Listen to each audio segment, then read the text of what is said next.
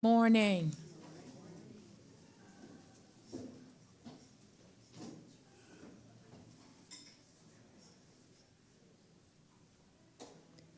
Good day, everyone, those joining us virtually and those here on base.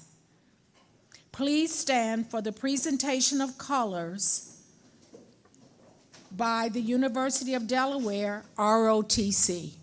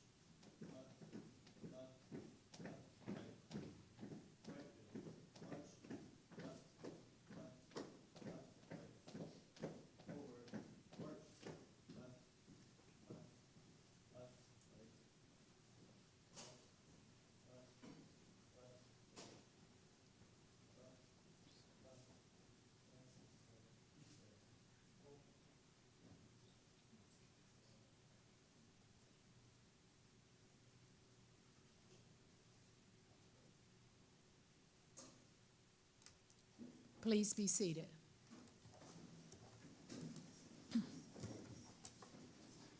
It is a true honor to welcome you to the Delaware Department of Human Resources Veterans Day Fireside Chat. I'm Yvonne Anders Gordon, Secretary of the Department of Human Resources. And on behalf of our entire team, thank you for joining us as we recognize Veterans Day and National Veterans and Military Families Month. The theme this year, United by Service, reflects the shared values that connect all who serve, whether in uniform, in our communities, or through public service. Veterans remind us daily what leadership, resilience, and unity truly mean. Here at the Department of Human Resources, we are deeply committed to supporting Delaware's veterans, not just in words, but in action. From helping service members transition their military experience into meaningful employment, to creating workplaces that welcome and empower veterans and their families. We are proud to continue building a culture of respect and opportunity across state government. Before we begin, just a few quick notes. Today's session is being recorded, and for our in-person guests, please take a few moments to visit the resource tables to learn more about programs and supports available to our veterans and their families. It is now my pleasure to introduce someone whose leadership and dedication to Delaware service members and families is unparalleled. Major General James A. Benson of the Delaware National Guard. Major General Benson, thank you for being here. The floor is yours.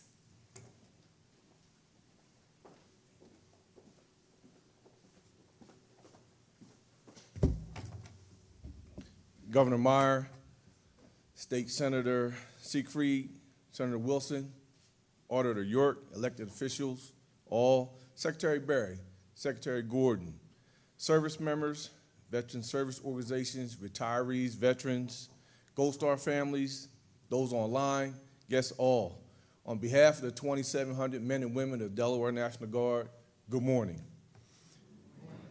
Secretary Gordon, thank you for allowing the Delaware National Guard to host today's Fireside Chat. Thank you to the committee that worked effortlessly to put today's event together, in particular, Dr. Edith Corbin and Mr. Joe Bartell. And next up, you'll hear from Governor Meyer.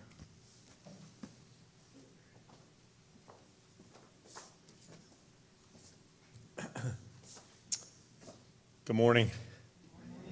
It's truly an honor to be here. Thank you to General Benson, to Secretary Gordon and Courtney Hutt, the whole team, Sharice, the whole team in HR. Thank you for what you do for the auditor. Lydia York, thank you for being here. Senators Dave Wilson, Senator Ray Siegfried, and the representative from Senator Coons' office, a veteran herself. I know her whole history, but I do not remember her name. If you ever see, remind me your name again. I'm sorry. It's Cleo Jones. Cleo Jones. Ms. Cleo Jones. Thank you for your service and for being with us today, and all the other organizations that General Benson mentioned and individuals. Thank you for bringing us together today. It is a month to honor military families, and next week a day to honor veterans. But I like to say here in the first state, we want to make every day Veterans Day. Yesterday was Elections Day. I was just reading, coming over here, that the Kentucky Secretary of State had got complaints yesterday. Some people saw on the news it's Election Day and polls are open until 8 at night. And people went to the polls and said the polls are closed in the middle of the day. Like, I got to go vote. There's something wrong. What's going on here? And the Kentucky Secretary of State put out on social media, like Delaware, there were no elections yesterday in Kentucky. So it just reminds us how important it is not only to have an active citizenry, but people paying attention to what's going on in the country and their community. And doing events like this are absolutely critical, not only for the community to be educated, but for us to celebrate service and celebrate those heroes who raised their hand to serve. And you're going to be hearing shortly from 3 different people. I unfortunately cannot stay for the Fireside Chat. I told my team if there's no fire, I'm boycotting. And there's no fire here next to the chat, so it's not really fireside. But no, jokes aside, I unfortunately can't stay. But you're going to hear a discussion moderated by Richard Potter. I think many people here in the room know Richard Potter. We're very fortunate to have him here to celebrate diversity, which I think when he took the job a couple of years ago, yeah, sure, we all believe in diversity. But now when you stand up and say you believe in diversity, it's more of a statement, I think, than it's been in a long time. And I think it's important, regardless of your political persuasion, that we stand up and say we want diverse community. We want diverse leadership. We want people from different corners of our state whose grandparents and great-grandparents and come from very, very different places, to have a seat at the table, to have a piece of the budget, right? To have an opportunity to access resources so that we can all help each other and build an America that is truly worthy of all of us. So, Mr. Potter, we appreciate your leadership, and we look forward to your moderating this discussion today. And then you're going to have on stage at the same time, I think, two of, honestly, the great Delaware public servants of our generation. Two generals. And I'm like, who reported to who at the National Guard? So maybe they can talk a little bit about that. But you're going to hear from Secretary Barry. I don't know what they call her, General Barry, Secretary Barry, Teacher Barry. But in the long history of the first state, she is the only person who will ever be the first veteran secretary in our state, in her first weeks and job. Don't be too hard on her.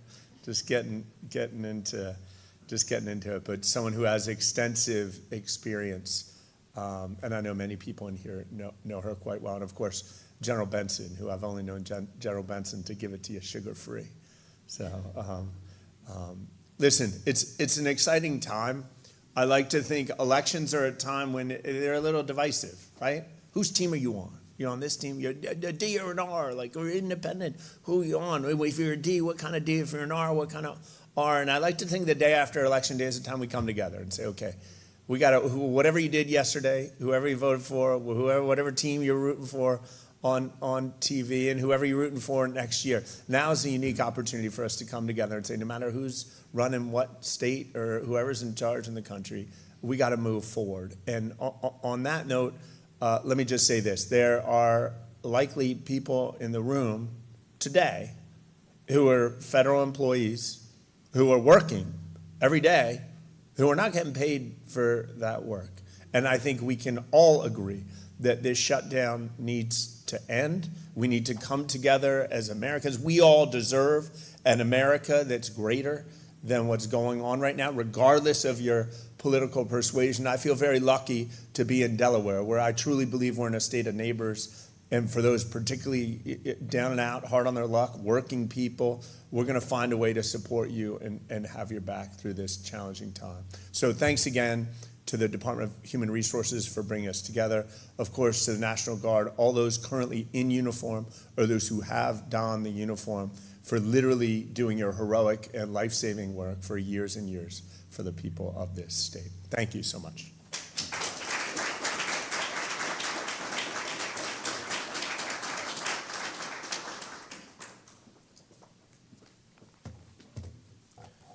Thank you, Governor.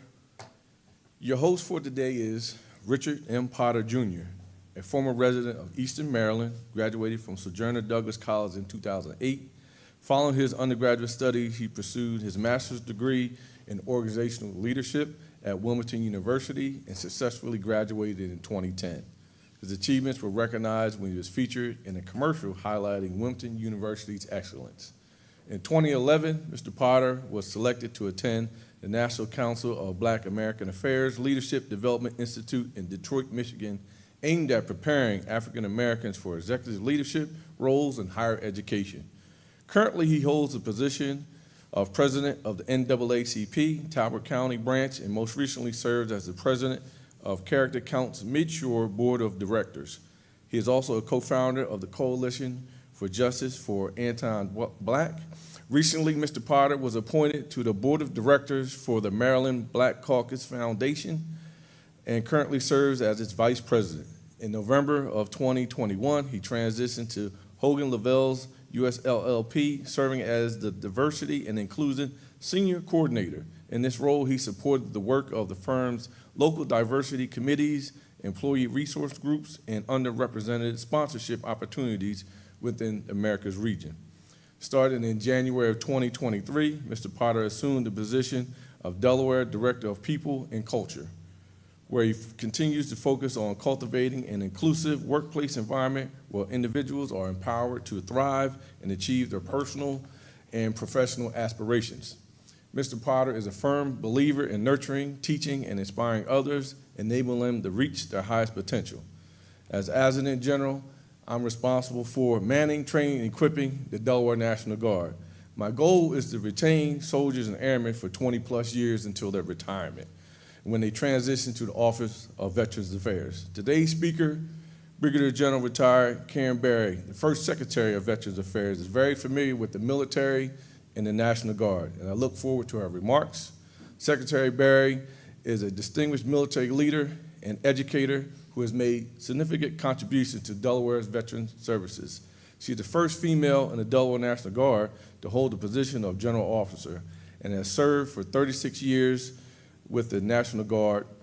Secretary Berry's most recent service as the director of the Joint Staff for both the Delaware and Connecticut National Guards. She's also deployed to Afghanistan as a deputy commander of the 335th Signal Command.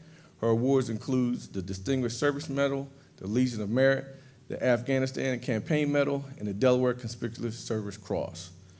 Secretary Berry's transition to the role of Secretary of Veterans Affairs is a testament to her leadership and dedication to veterans. She is expected to work closely with the Secretary of State and the legislature to form the new Department of Veterans Affairs, ensuring that Delaware's veterans receive the care, respect, and opportunities that they have earned. Thank you for your service, support, and dedication to Veterans Affairs. God bless America and the great state of Delaware. Thank you.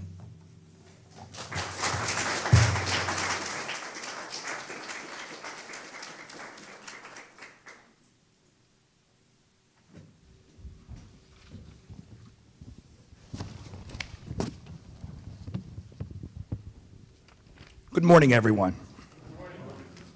Welcome to our Unified by Service Fireside Chat with General Berry, Secretary for the Delaware Department of Veterans Affairs. It is such a pleasure to have you all with us today, whether you're here in person or joining us virtually from across the state and beyond. Before we dive into our conversation, just a few quick housekeeping notes. Today's session is being recorded. Restrooms are just outside of this room. Take a left and then another left when you see the model airplane. And you should have received an index card when you checked in this morning. If you have a question during the conversation, go ahead and jot it down. Just pass the card to the end of your row, and one of our team members will come around to pick it up. Today, we'll be talking with General Berry about the values that bring us together: leadership, resilience, and service, and how those values continue to shape our communities and our workplaces. General Berry, thank you so much for being here with us today. We really look forward to hearing from your insights, and with that, I'd love to invite you to share your opening remarks. Well, thank you. Good morning, everyone. It is my honor to represent the Delaware veterans as the first Secretary of Veterans Affairs, and I wanted to share and try out my mission statement. The mission of our department is to assist Delaware's veterans across the full spectrum of need to ensure that every veteran and eligible family member receives the benefits and services they have earned.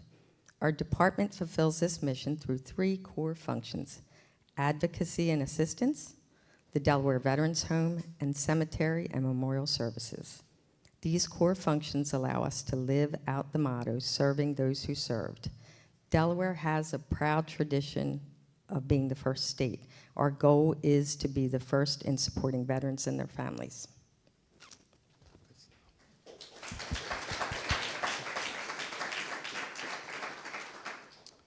Our country's nation is celebrating Veteran and Military Families Month in November and Veterans Day on November the 11th. Thank you, General Berry, for your loyalty and years of distinguished service, leadership, and dedication to our soldiers, airmen, and the state of Delaware, and to our country. Before we begin, can we take a moment to reflect on what Veterans Day means to you personally? Sure. Veterans Day holds deep meaning for me and for all veterans and their families. It's more than a date on the calendar. It's a time to reflect, reconnect, and honor the bonds that we all share. For those with a veteran in their family, past or present, it's an opportunity to recognize their service and the strength of their support system.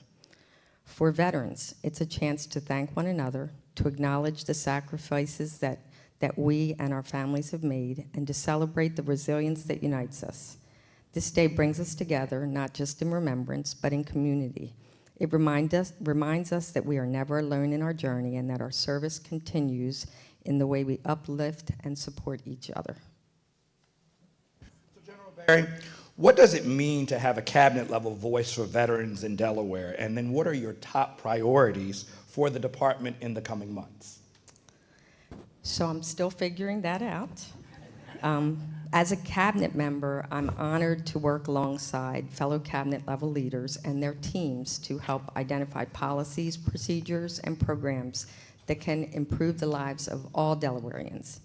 The most important responsibilities for me is ensuring that our veterans and their families access benefits that they've earned through service, especially when they're navigating complex systems like VA healthcare, Medicare, and Medicaid.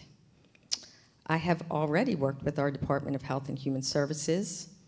Their teams play a vital role in supporting all Delawareans, including veterans. Many veterans face difficult decisions about how to coordinate their VA benefits with the other programs available. These benefits may be used at our state-run Veterans Home in Milford or through VA programs such as Directed Care. I will work closely with the Veterans Administration, the director of our Veterans Home, and the Department of Health and Human Services team members to ensure that we fully understand how to help veterans access and maximize these resources. Another area of focus that is not new to me, but I'm just starting to work on it, is homelessness that affects many communities across Delaware. Not just veterans, but they are among the most vulnerable. I will coordinate with the director of the Delaware State Housing Authority and partner organizations that serve unhoused veterans. These groups do incredible outreach work, and by fostering collaboration among them, we can expand our impact and help more Delawareans find stable housing. If we can help all Delawareans, then that makes it a little simpler for the veteran population that I'm most interested in. My priority is to increase awareness and access. To accomplish this, we must educate our state leaders, our veteran service organizations, and veterans themselves, along with their families and support systems. And this begins with me, and I have begun the education process. I didn't know the difference between Medicare and Medicaid, so the journey is long for me, but I'm learning. And I will continue meeting with the teams across our state agencies to deepen my understanding of the available benefits and services and how to access them. With the support of my team at the Office of Veteran Services and my commissioners, some of who are here today, we will help ensure that the Delaware veterans can access the benefits that they've earned. General Berry, research shows that millions of military veterans transitioning to civilian life are employed, underemployed, seeking meaningful work, or building business as entrepreneurs. What unique strengths do veterans bring to the civilian workforce, and how can managers and supervisors better recognize and leverage those strengths?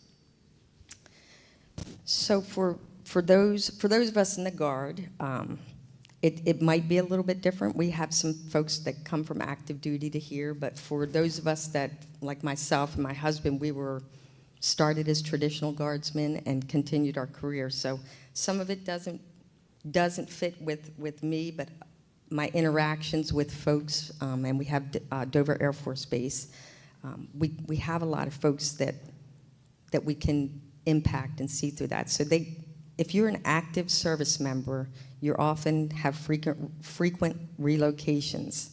And this fosters strong community building skills among military families that's what most of their adult life has been. So they also have shared experiences on base and in the communities around base that create a sense of belonging and mutual understanding. And then finally, the civilian communities that they're going to, if they're from that environment, sometimes they lack that built-in empathy that make the integration for families harder. So I think as a community, that's the most difficult part, is kind of helping the communities that don't have a base presence. Dover, we can look at that area because that is an area that's going to have that community resilience, and they're used to welcoming people in. And when we move away from that, maybe some of our communities can look at how we can better access that. That feeling that you belong when you're not originally from the area. And so we can do that through our veteran community. So I've talked to countless number of folks, and I always ask them, veterans that are in the area, what brought you here? And some of them it's Dover, some of them it was family, some of it's a combination of a whole bunch of things, but these are the veterans that I'm trying to support out in the community. And so if we have awareness, so groups like Heritage Shores down in Bridgeville has a huge community veteran group within them. And that's a good way to build that community that helps someone that comes off of active duty feel like they're integrating into a familiar place. So hopefully some of our larger communities can build off of that sort of model. As far as civilian workforce challenges, if you are coming from a military culture, we emphasize hierarchy, discipline, and adaptability. And those traits don't always align in every civilian workplace. So veterans often excel at handling leadership changes and ambiguous environments, but they're going to struggle in a less structured, less mission-driven setting. So for transition support, I'm thinking reintegration programs, veteran networks, and mentorship initiatives can help build this gap. And some of these exist. So first, military members that are transitioning out will go through transition assistance programs. And that's a Department of Defense program.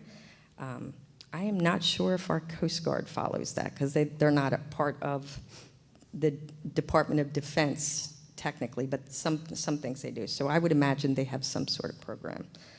Those are to help someone connect with resources. So right here in Delaware, we can link up with the Dover Air Force Base and make sure that their transition assistance program that they do there is connected with our services. And so whether it's Department of Labor, so that they can find jobs if they decide to make Delaware their new home, that we can help with things like that.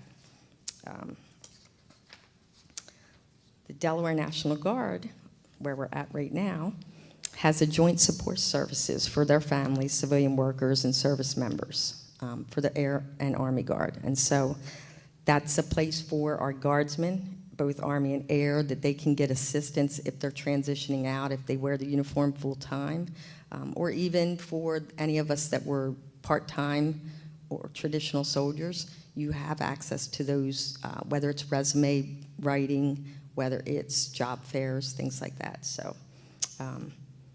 We also, I wanted to make note of, we have Delaware Joining Forces, and it's a network of state agencies and external service providers who proactively work together to provide solutions for military members, veterans, and their families.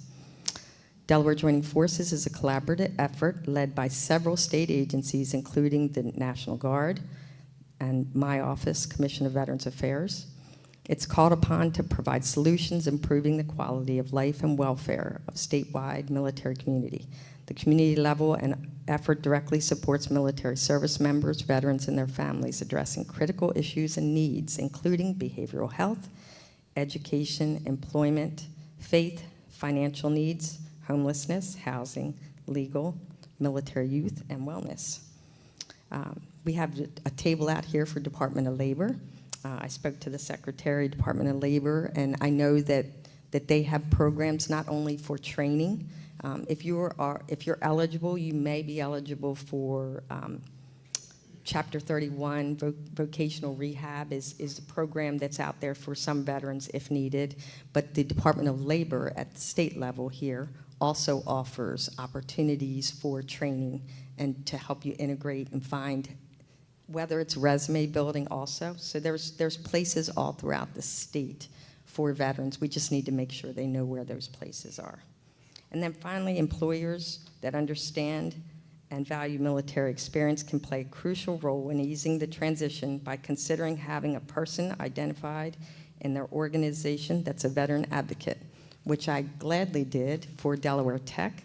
And I found that was rewarding, and I think identifying not just the student veterans, but also the veterans within our workforce helps collaborate and create that network and help people integrate into our communities. Thank you so much.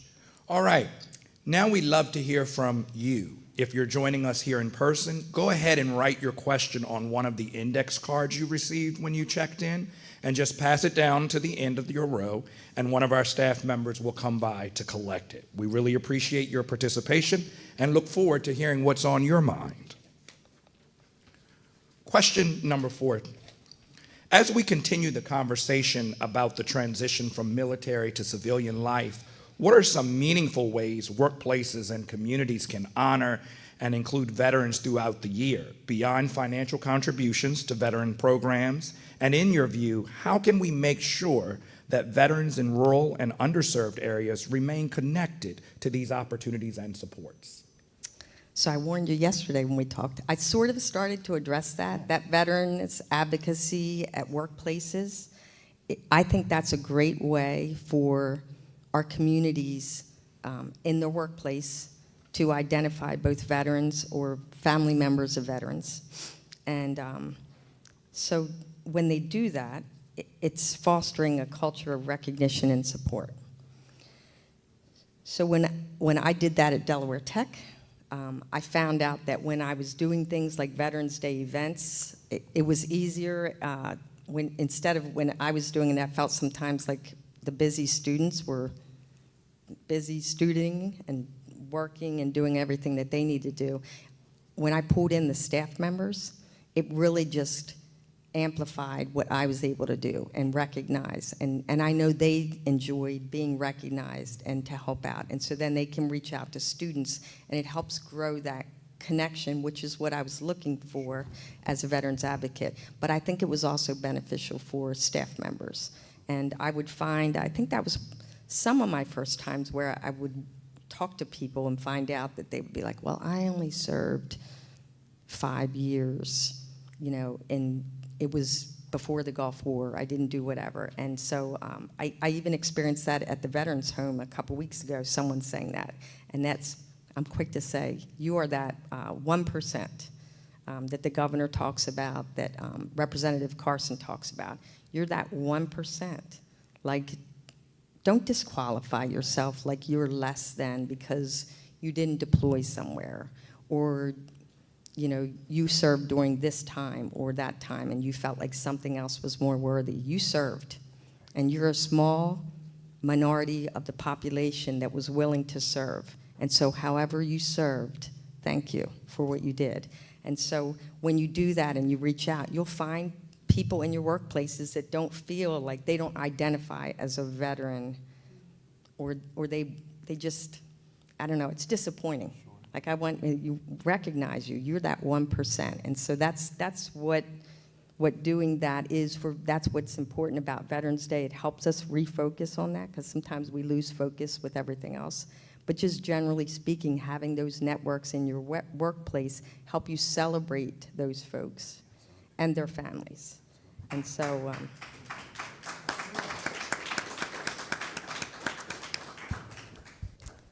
I appreciate that comment, General Berry, to know that regardless of the level of service, because you served, we're still going to honor you. So I greatly appreciate that from that remark coming from you.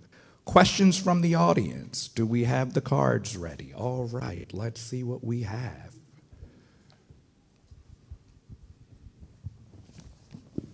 Thank you so much.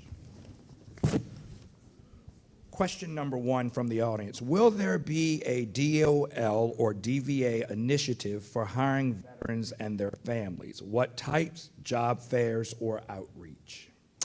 So I don't have all the answers on that, but I do know that the program exists because I just talked to the secretary the other day. So they are out there, and they specifically do job fairs.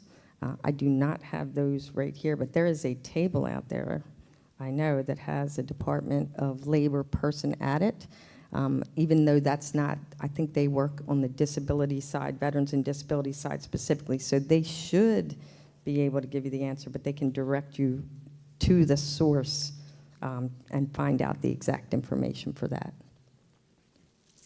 Can you talk a bit about military spouses and their needs, employment, support, who they are? Where are they? Families, seniors, retired, etc. That's a lot. So as not only a veteran, but a veteran spouse and parent, so I mean, they're out there in your community. I got to interact with some when you're at places in the job that I was at. So if someone's using benefits of a service member and they're the spouse or dependent of, I got to meet people there. I think we talked briefly, I think I was talking to you about things like awareness of, and so if I'm at Dover Air Force Base and I'm transitioning from Dover to somewhere else, and my spouse might be a nurse or in the medical community or have a different job that has licensing, a teacher.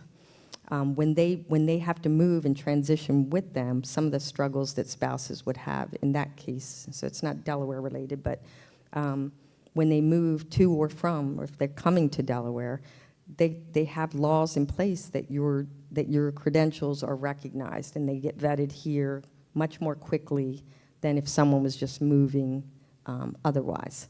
And so programs like that, so where the spouses are, they're all over. We have your spouse and family members of your guardsmen and women here in Delaware. We have Dover Air Force Base, and then we have a large community of retirees, especially in Sussex County. I know they're everywhere, but there's a lot of retirees from out of state in Sussex County. So they're out there. So if you're looking to find them, that's part of the outreach. And if we create communities out there, we can network. So we find who our veterans are in our workplaces, and we make sure they're connected with resources. Then they can kind of reach out into their communities, and they know folks. When I was finding out who the other workers, who the other staff members at Delaware Tech were, it started with a list of 9, those people that checked off the box that I'm a veteran when they started employment there.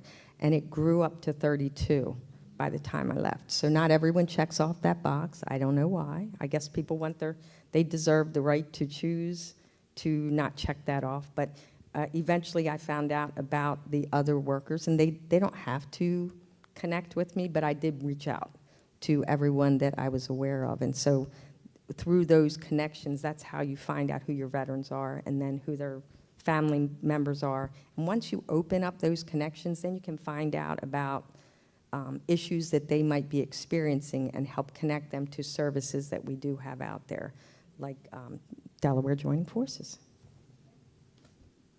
Last question from our audience is, how can you help with fostering a better job or communication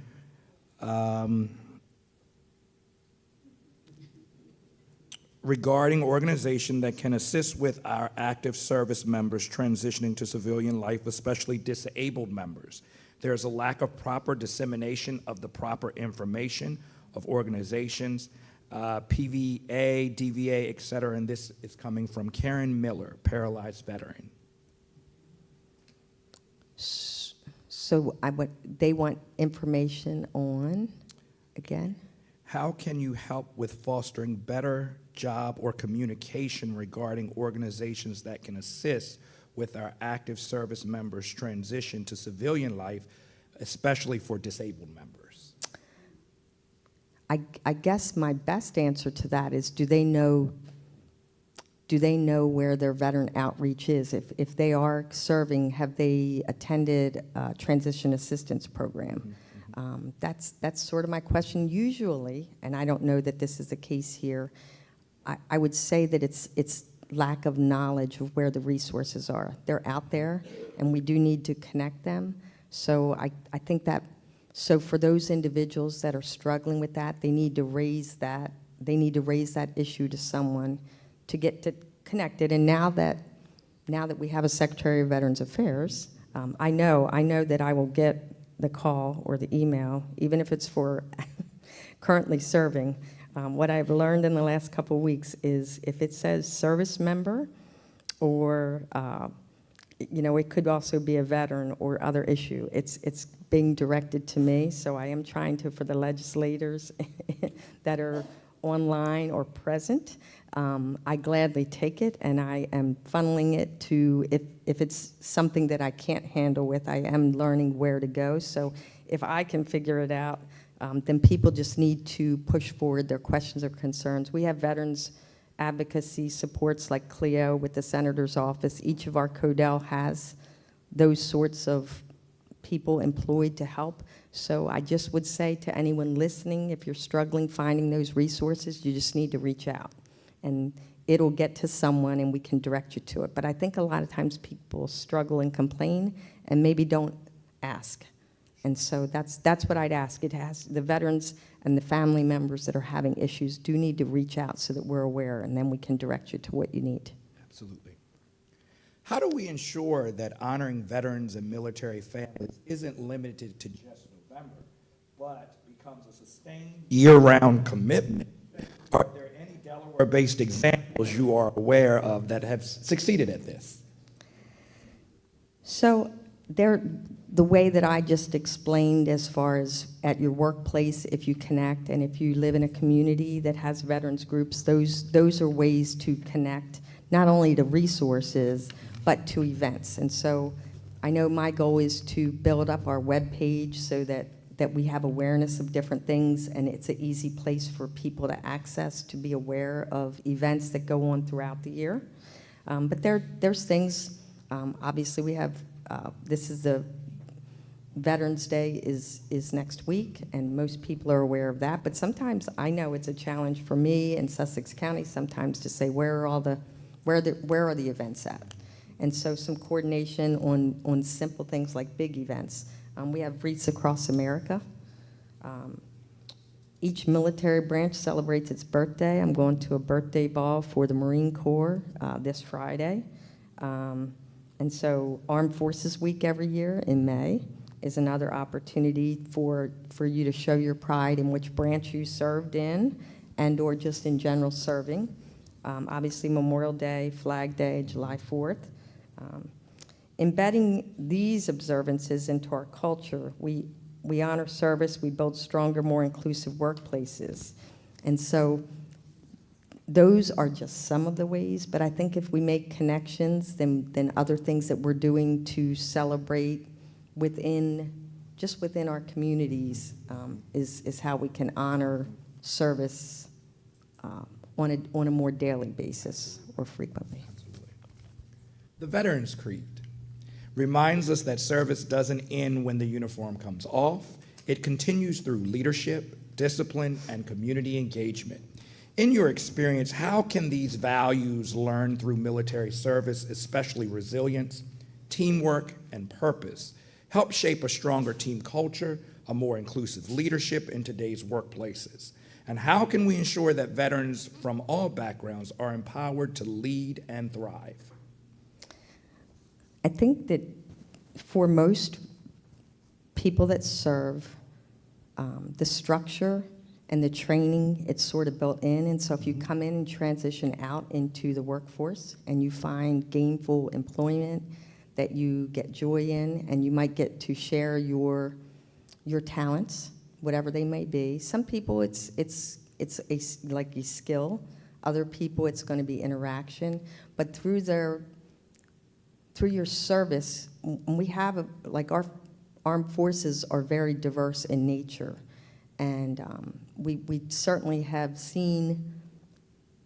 You can look around and see more people that look like you at all different levels, whether it's in the enlisted world, officer world, and so that when you come from that, depending on where you're at, that builds some resilience in that you can kind of say, I can achieve this. And so you look for those opportunities out in your community. It could be in your church. It could be in the community that you live in. I keep coming back thinking about Heritage Shores, for example. I know they're a very active group, and I think they are very fulfilled by having an opportunity right within the communities that they live to kind of build on that leadership training and camaraderie and support. And so they're very active in supporting veterans and their families. And so that I think that's the secret sauce. Yes, yes. So again, as we start to wrap things up, I just want to take a moment to thank everyone, both here in the room and joining us online, for being a part of this meaningful conversation today. It has been such a great discussion, and before we close, we have just one final question. So if there's questions in the audience, you have one last index card, so we want to make sure you make it count if you have a question. So General Berry, my last question for you is, what legacy do you hope to leave through your work at DVA? I think that mostly I want to, if I can create these relationships and get everyone to coordinate and work together, we have so many wonderful organizations out there, and teams and resources available. It just seems like things are very stovepiped.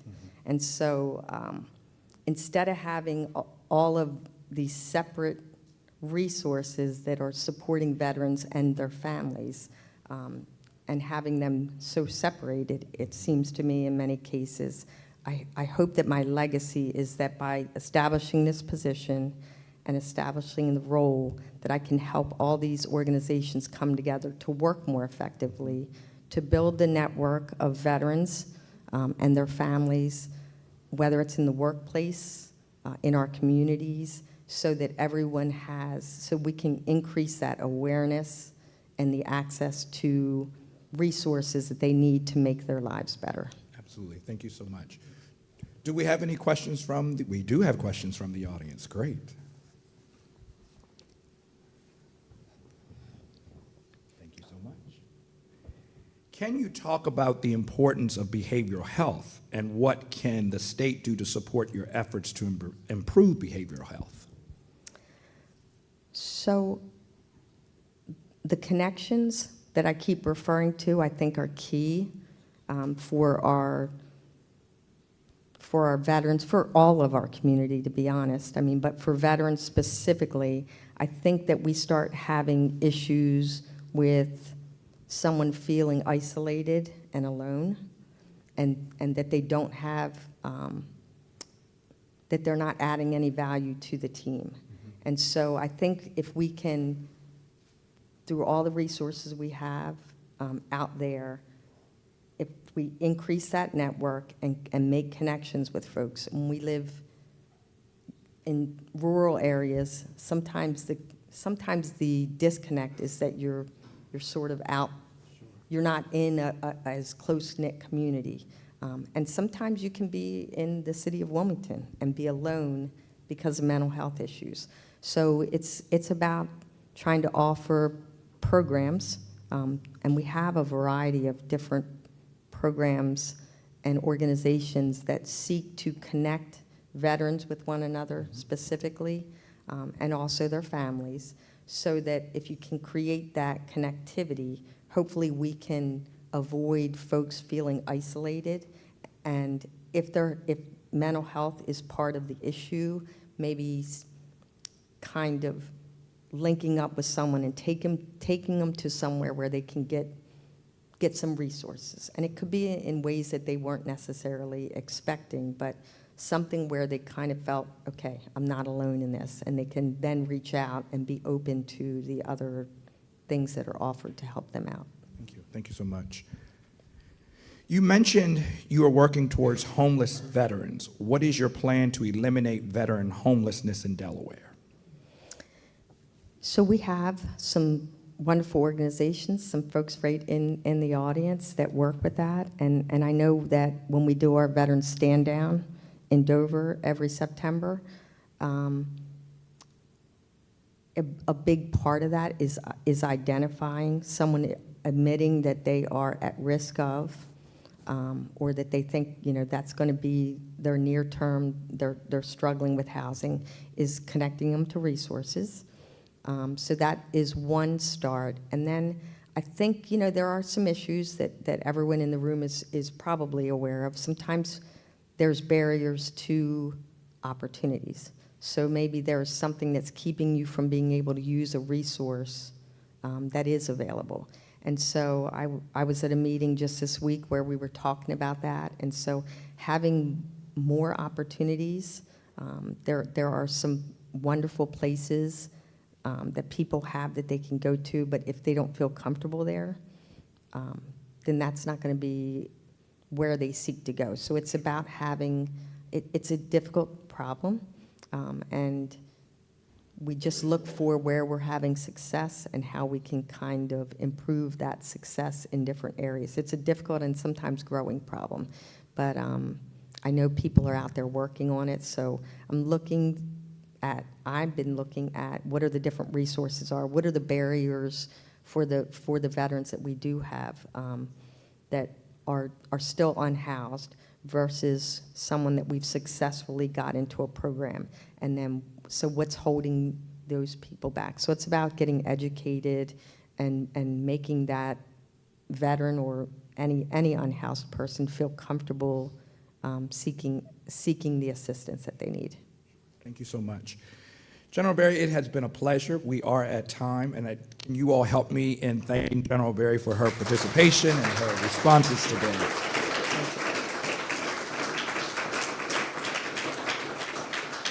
As we conclude today's session, I want to thank the Delaware Department of Veteran Affairs, Secretary General Berry, the Delaware National Guard, all the military personnel, veterans, and their families for their extraordinary service. Your courage and commitment reminds us that we're truly unified by service, bound together by a shared dedication to something greater than ourselves. To everyone who joined us today, both in person and online, thank you for your thoughtful engagement and presence. Please take a moment to complete and submit the session evaluation form. Your feedback helps us to continue to grow and serve with purpose. I'll leave you today with this quote from General Colin Powell. Leadership is solving problems. The day soldiers stop bringing you their problem is the day you stop leading them. Let's carry the spirit forward together. Thank you all.